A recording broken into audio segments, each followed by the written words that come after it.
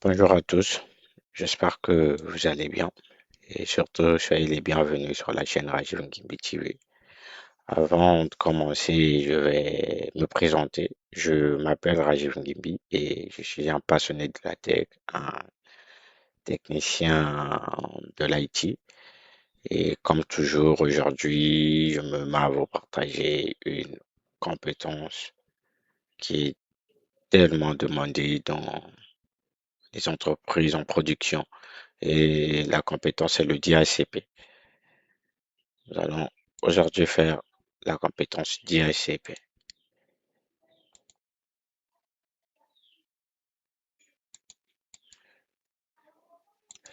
Le DHCP. Pour certains, pour ceux qui ne maîtrisent pas, le DHCP signifie Dynamic Host Configuration Protocol. OK? C'est un protocole mis en place pour gérer l'automatisation ou bien la gestion automatisée des adresses IP dans un réseau. Je m'explique. Pour certains réseaux classiques, OK, je vais bien expliquer ça sur un scénario de PC.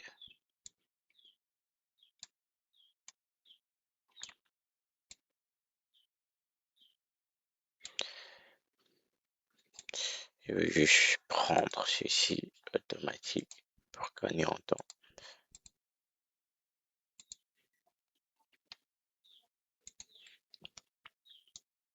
OK. Dans ce scénario mis en place, on va dire que notre adresse réseau, c'est la 10. Ou bien la 172.16, 172.16.0.0/24. OK. On a ce plan d'adresse qui est là. Du coup, ces différentes machines, le PC0 et le PC1 appartiennent ou bien se trouvent dans un même réseau. OK. Et du coup, pour que ces différentes machines-là puissent communiquer, puissent échanger des données et autres, il faut leur adresser. Comme on le dit souvent, dès le départ de certains cours qui sont dans ma chaîne, un équipement réseau ne peut pas se communiquer sans ce qu'on appelle par l'IP. L'IP est un identifiant logique attribué à chaque machine dans un réseau, permettant à ces machines de se communiquer. Sans l'IP, cette machine ne pourra pas joindre celle-ci. Même chose pour celle-ci. Donc, pour que les différentes machines puissent se communiquer, ils ont besoin des adresses IP. Et ici, comme vous le constatez, nous avons une IP réseau. Bon, ça c'est pas un cours de l'IP. Pour ceux qui veulent le cours sur l'adressage IP, n'hésitez pas à m'écrire en commentaire. Donc, on va continuer. Donc, qu'est-ce qu'on doit faire? On doit adresser chaque machine. On doit adresser chaque machine manuellement. C'est bon? Là, je viens ici, je viens dans Desktop, je connais notre adresse IP, donc je vais faire 172.16.0.1 par exemple. Je tabule, vu que sur masque, son slash 24, donc ici on aura 255. Je valide et je sors. Je viens également ici, Desktop, IP, je c'est la 172.16.0, là on va donner la point 2. Et ici, pour gagner en temps, je vais faire ceci. OK. Une fois terminé, là, on vient de faire l'adressage classique de façon manuelle. OK. Donc, que vais-je faire? Je fais des tests de connectivité. Je ping. Là, qu'est-ce qu'on constate? C'est bon. Je refais encore un autre ping. Oui, ça même. Je fais ceci. OK. La connexion ou bien la communication est bidirectionnelle. C'est bon. Je peux également faire des tests en utilisant Commande prompt, je fais le ping 172.16.0.2. Là, on constate bien que nos pings passent. Mais par contre, ici, nous venons de mettre en place, de faire ce qu'on appelle par l'adressage classique. Ok, pourquoi dans notre structure, on n'a pas beaucoup des équipementiers.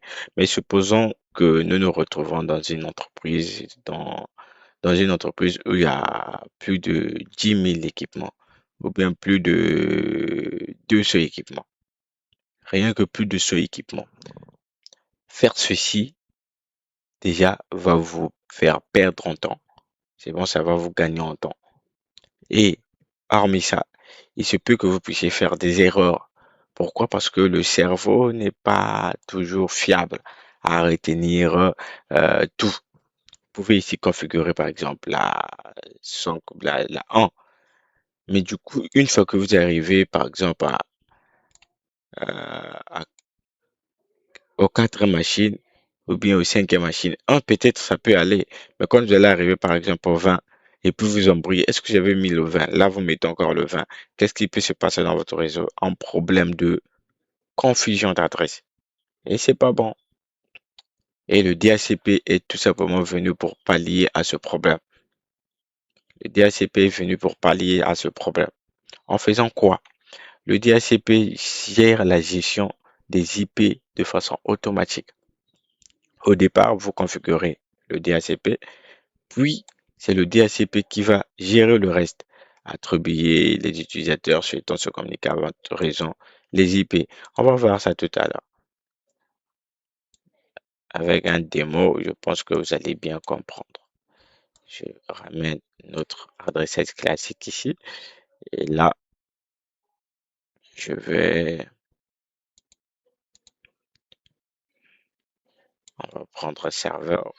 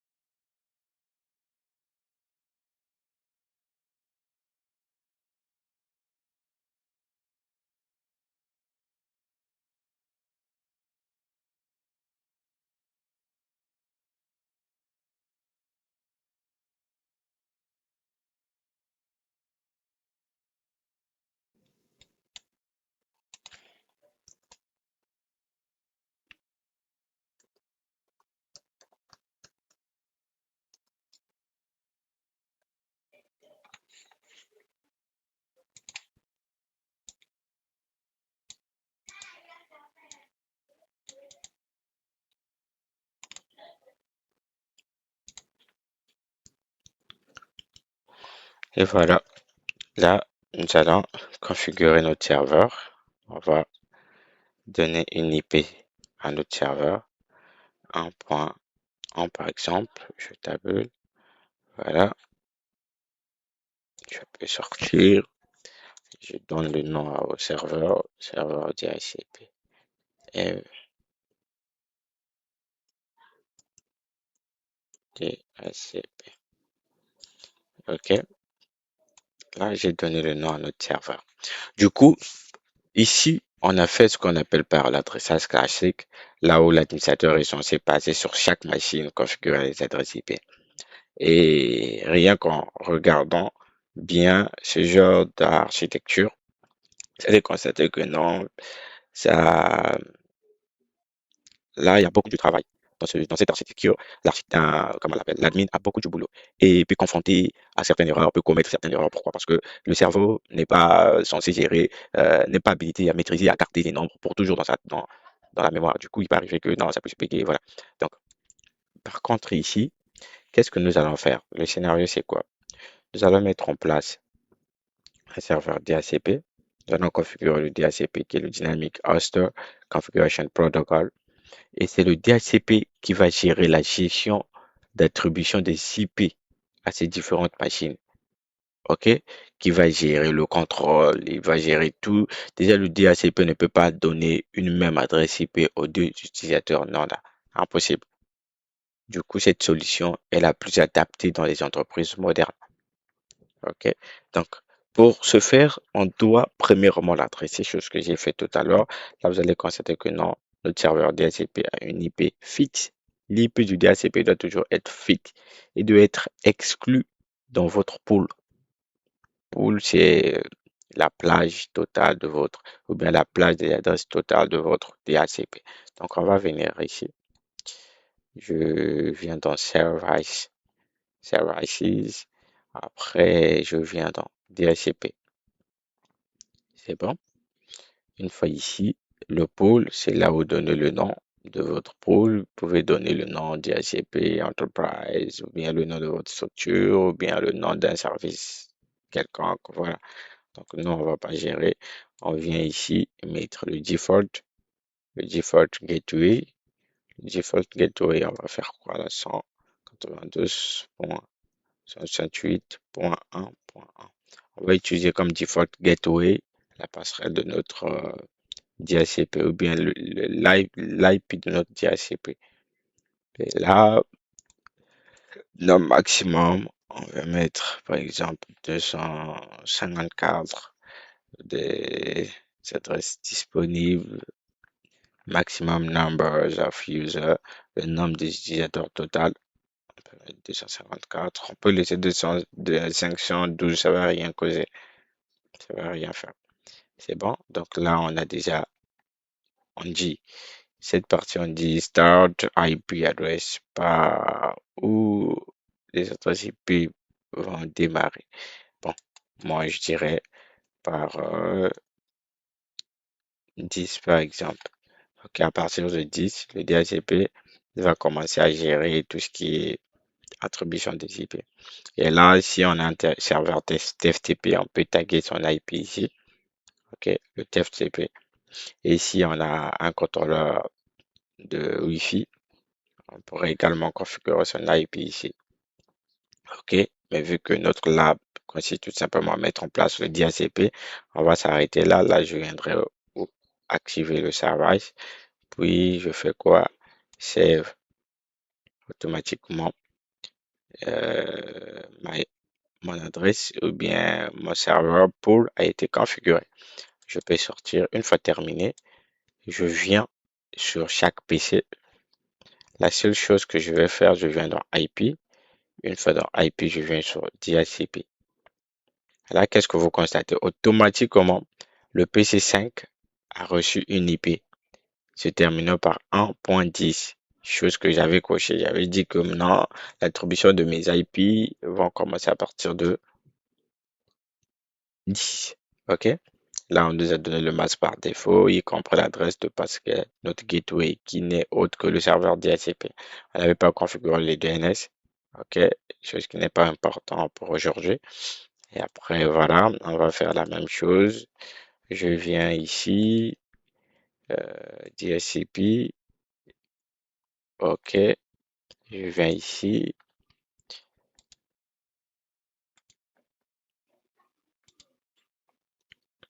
DHCP, OK. Je viens là également,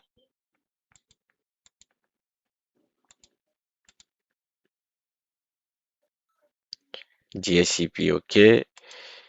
Là également,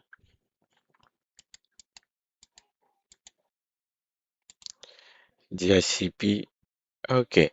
Donc, comme vous le constatez, on a géré l'adressage de nos équipements de façon comment? Automatique.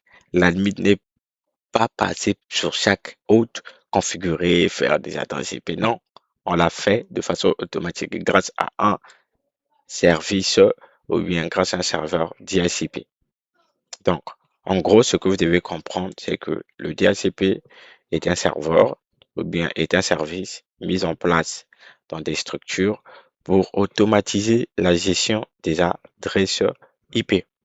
Simple comme définition à retenir. OK? Et pour le processus, vous devez savoir que le DHCP fonctionne grâce à un processus qu'on appelle DORA. OK? Discovery, euh, euh, attendez, on va faire un tour. Je vous le donne quand même parce que c'est important. Le processus DHCP.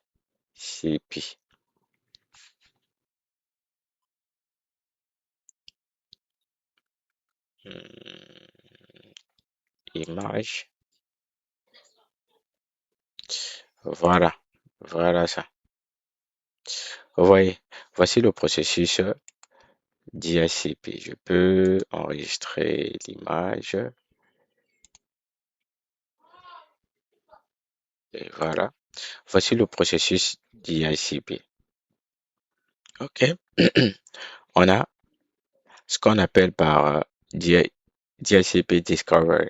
Discover, c'est lorsque une machine demande dans un réseau s'il y a un serveur DHCP, cherche à découvrir si dans leur réseau il y a un serveur DHCP. OK? Une fois que le serveur se rend compte qu'il y a un utilisateur qui demande son existence, il fait quoi? S'il y a un serveur dans votre entreprise, le serveur répond par un DHCP offer. OK? DHCP offer propose une IP à la machine. Et la machine fait quoi au retour? Une fois que la machine reçoit l'IP, dit répond au serveur avec un DHCP request pour dire que non, j'étais bien et bien vu et j'ai reçu ce que tu m'as envoyé. C'est bon. Une fois effectué, le serveur répond alors un DHCP avec acknowledge. C'est bon pour dire que non, très bien, ou bien un accusé de réception. C'est comme ça que ça fonctionne. Voici le processus du DHCP. Donc tout à l'heure, quand vous m'aviez vu, euh, je repars un peu. Tout à l'heure, quand je suis venu ici sur la partie DHCP, configuration et autres là, quand je suis venu cliquer, c'est bon. La première requête que notre PC a envoyée, c'est quoi? DHCP Discover. DHCP Discover. Et puis la machine a renvoyé quoi? DHCP Offer. La machine a renvoyé un DHCP Offer. Une fois terminé, la machine encore, le PC a encore envoyé une requête DHCP Request. En terminant, le serveur a répondu avec un DHCP Acknowledge. C'est bon? Donc, c'est ça le processus qui tourne derrière le DHCP. Donc, à très bientôt. Et s'il y a des questions, n'hésitez pas à me les laisser sur chat. Merci.